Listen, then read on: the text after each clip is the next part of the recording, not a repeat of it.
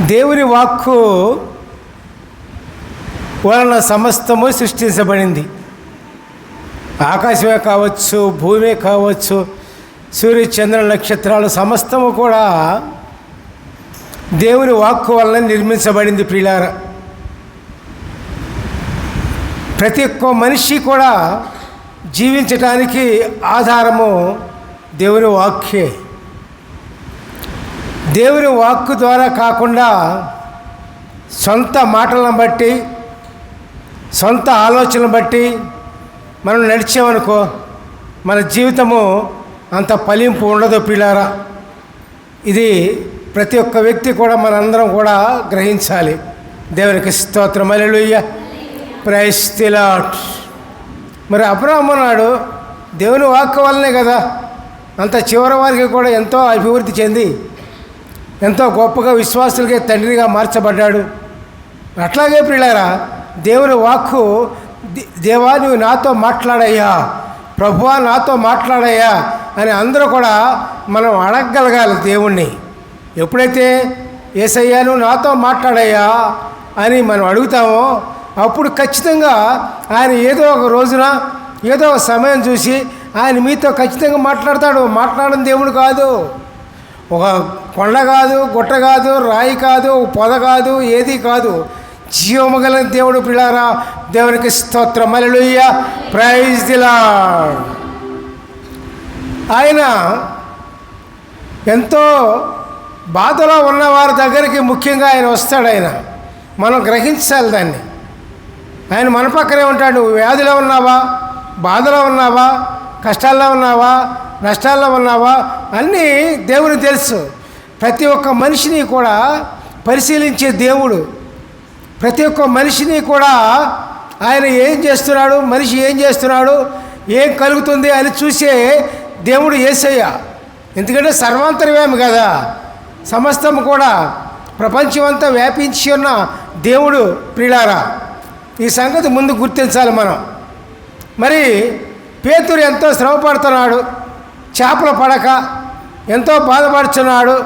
రాత్రి అంతా శ్రమపడ్డాడు, చేపల పడల. ఎంతో నైపుణ్యం గలవాడు పేతురు చేపల పడటంలో. ఒక్కొక్క వ్యక్తి ఒక్కొక్క పని చేశాడంటే ఎంతో నైపుణ్యం ఉంటుంది కొంతమందికి ఉండదు అనుకోండి.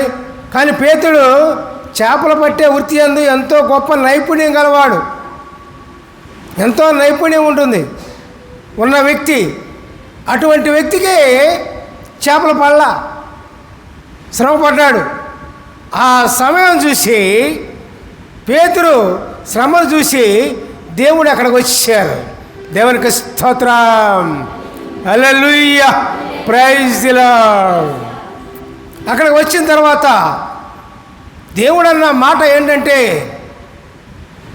పేతురు నీవు లోతుకు పోనిచ్చి నీ వలవే. హల్లెలూయా, ప్రైజ్ ది లార్డ్. దేవుడు మాట్లాడారు అంటే, లోతుకు పోనిచ్చి వలవేయమన్నారంటే ఆ లోతులోకి చేపలన్నీ గుడుము కొడతాయి. ఎందుకంటే దేవుని వాక్కు కదా, సర్వ సృష్టి కూడా దేవుని మాట వింటాయి. జంతువులైనా ఏదైనా ఏదైనా సరే దేవుని మాట ప్రకారం జీవిస్తాయి. లోతుకు పోనిచ్చి వలవేయన్నారంటే చేపలన్నీ కూడా ఆ లోతులో వచ్చేసి దేవుని మాట చొప్పున అక్కడికి వచ్చేసినాయి. వల వేయగానే విస్తారమైన చేపలు పడ్డాయి. పిల్లారా, దేవునికి స్తోత్రం. ఆ అద్భుతాన్ని చూసి పేతురు, అయ్యా నేను పాపినయ్యా అన్నాడు.